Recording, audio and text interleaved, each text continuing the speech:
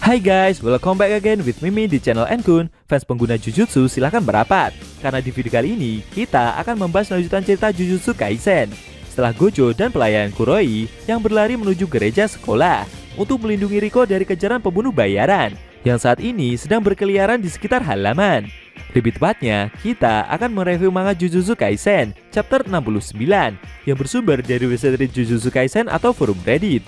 Buat kalian yang belum lihat review chapter sebelumnya, bisa klik di deskripsi atau bisa juga klik di pojokan atas video ini ya. Dan buat kamu yang cuma ngikutin animenya atau tidak mau kena spoiler, Enkun sarankan bikin stop videonya aja dari sekarang. Nah, di manga chapter 69 ini, Gojo membawa Amanai Riko menuju SMA Jujutsu. Namun ketika dalam perjalanan, mereka dihadang oleh pembunuh bayaran yang memiliki kekuatan kutukan. Penasaran? Oke, langsung aja kita bahas. Let's go!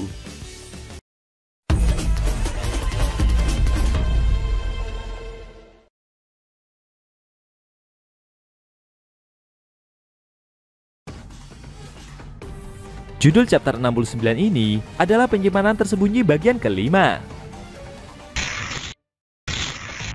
Pada awal scene, kita diperlihatkan Gojo yang masuk ke dalam gereja sekolahan secara tiba-tiba. Lalu dia memanggil gadis wadah plasma bintang tersebut. Kejadian itu membuat proses pembelajaran berhenti dan membuat para murid pada menoleh. Riko yang dipanggil itu terkejut. Seketika pula teman-temannya pada kaget. Mereka mengira jika pria tampan itu adalah pacar dari Riko. Namun gadis tersebut menjawab jika dia adalah sepupunya. Ketampanan Gojo membius semua siswa.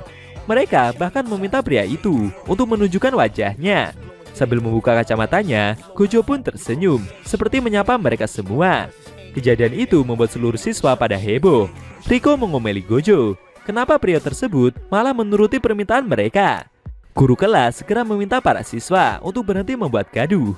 Sambil berjalan menghampiri Gojo, dia berkata jika sebenarnya aksi pria tersebut tidak sopan, meskipun dia memiliki keluarga untuk dia jenguk. Gojo meminta maaf dan memberitahu jika sebenarnya kondisi mereka memang sedang darurat. Tapi konyolnya sambil mendekat, seperti berbisik-bisik, guru itu memberikan nomor ponselnya. Kejadian itu membuat para siswa jadi makin ricuh.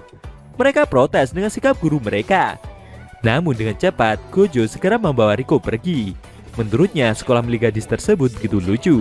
Riko emosi karena sebelumnya dia sudah meminta pria itu untuk tidak datang ke dalam kelasnya. Tapi Gojo yang terus berlari itu memberitahu jika saat ini ada beberapa pengguna kutukan yang mulai menyerang. Menurutnya, gadis itu harusnya bisa membayangkan kondisi yang terjadi. Gojo menginstruksikan untuk membawa Riko menuju SMA Jujutsu sekarang juga. Menurutnya, ini adalah pilihan terbaik, karena gadis tersebut pasti tidak ingin membuat teman-temannya terlibat. Seorang pembunuh bayaran yang mengenakan topeng paperback melihat Gojo yang saat itu sedang berlari di atap sekolah. Dia menyadari jika gadis aneh yang dia bawa tersebut adalah targetnya yang bernilai 30 juta itu. Dia juga bertanya-tanya, apakah pria yang membawa gadis tersebut adalah pengawal yang memiliki kekuatan kutukan juga? Namun tidak jauh dari sana ada Kuroi yang menghadang pria besar itu. Dia bertanya, apakah pria tersebut adalah anggota dari asosiasi wadah waktu atau mungkin ada hubungannya dengan organisasi Q? Karena pakaian yang pria besar itu kenakan begitu aneh. Pembunuh bayaran tersebut merasa jika wanita yang ada di hadapannya ini sepertinya adalah warga sipil. Dengan pedenya dia meminta wanita tersebut untuk membunuhnya jika mampu. Lalu Kuroi pun maju untuk menyerang. Menurut pria besar itu, gerakannya wanita tersebut tunjukkan begitu lambat.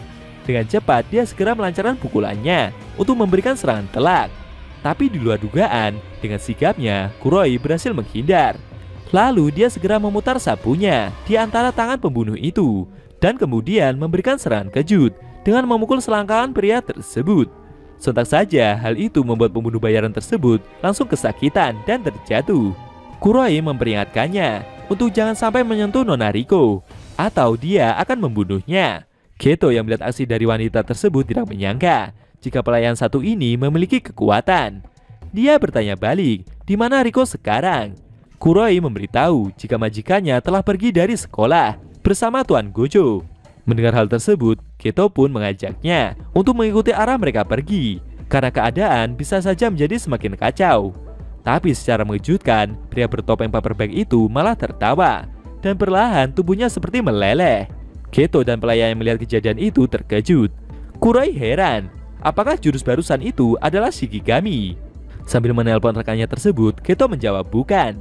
Di sisi lain, Gojo yang ditelepon itu mendapatkan informasi kalau sebenarnya ada imbalan 30 juta yen untuk kepala gadis yang mereka bawa. Geto menambahkan jika itu tercantum di situs gelap dan yang mengaksesnya adalah para pengguna kutukan. Mereka juga mempunyai batas waktu hingga hari esok sekitar pukul 11 siang. Selesai menerima informasi tersebut, Gojo yang berada di atas atap tersenyum. Awalnya dia mengira jika kelompok mereka seperti kekurangan penyihir Jujutsu. Tapi dengan kondisi ini, mereka akan menyambut Master Tengen dengan tangan terbuka.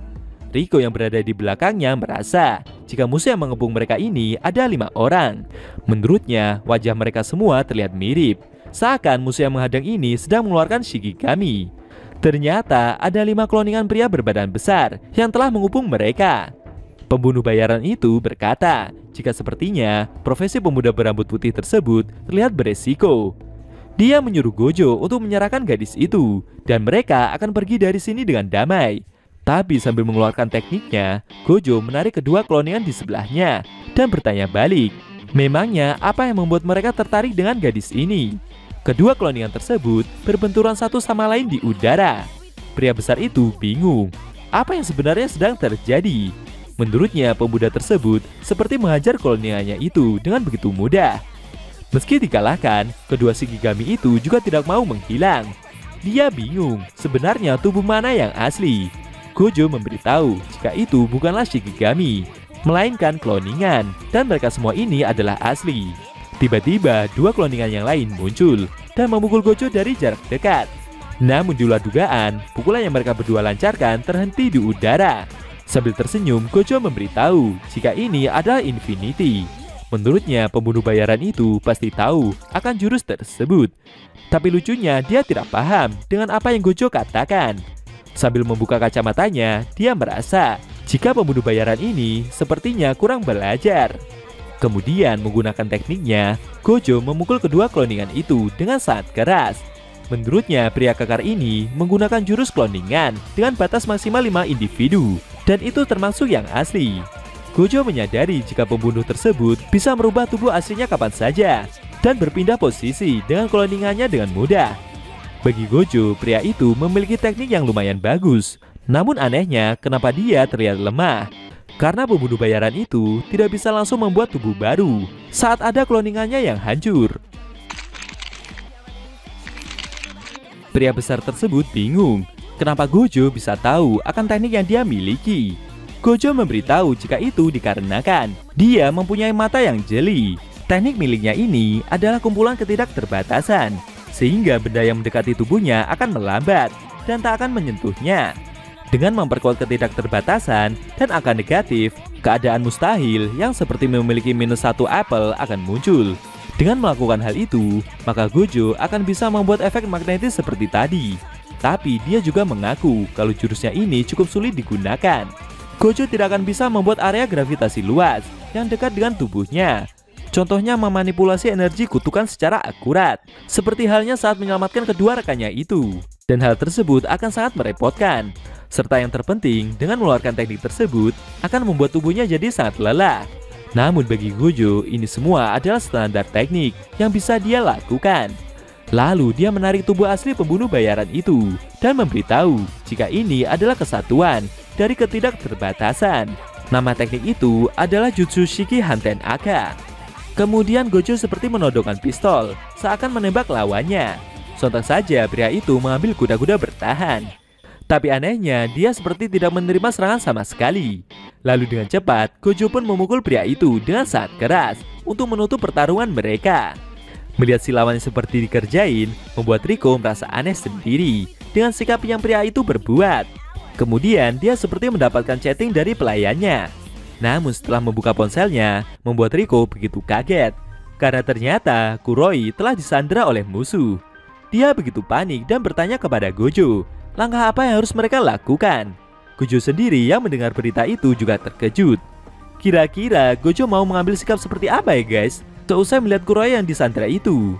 Lalu bagaimana dengan Geto yang sebelumnya juga bersama pelayan tersebut? Sayangnya scene cerita manga Jujutsu Kaisen chapter 69 telah berakhir.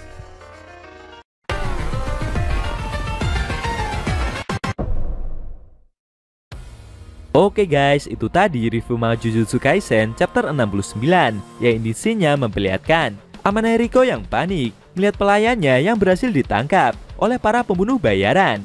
Kejadian itu membuat Gojo juga terkejut karena sebelumnya Kuroi sendiri sedang bersama Geto dan harusnya dia tidak apa-apa. Bagaimana menurut kamu? Jangan lupa tinggalkan komentar kalian ya. Kalau mau nonton review sebelum atau selanjutnya bisa klik link di deskripsi. Linknya udah Mimin taruh di sana kok. Buat kalian yang pengen nonton review manga Jujutsu Kaisen secara maraton, bisa klik link di deskripsi juga guys. Oke, tekan like kalau suka sama video ini dan dislike kalau nggak suka. Jika ada kata-kata dari Enku yang kurang pas, Enku mohon maaf. Dan sampai bertemu di video review manga Jujutsu Kaisen selanjutnya.